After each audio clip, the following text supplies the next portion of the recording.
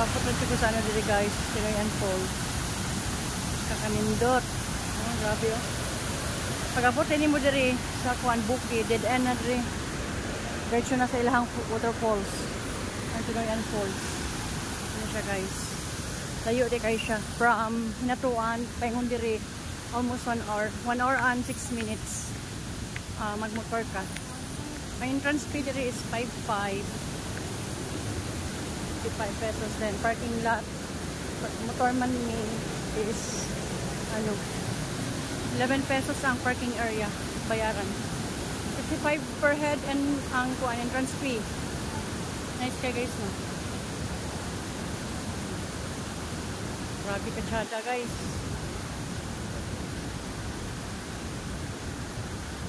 Bongga kay guys. Yun, ayun, ayun. Ayun, ayun. Tagindot.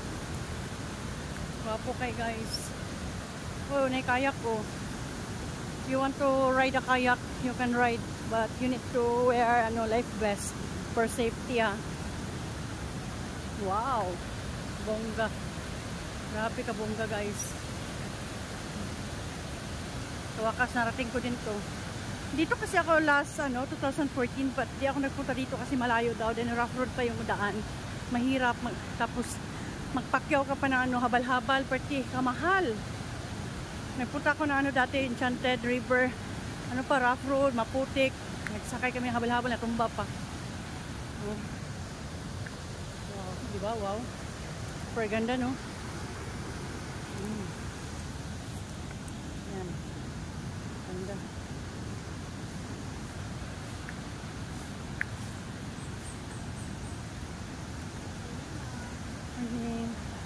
Pasalubong oh. Wow, kantsada diri guys.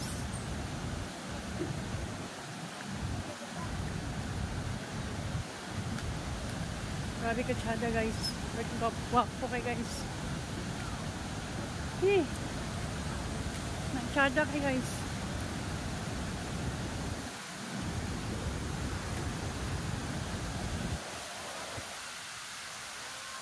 Wow.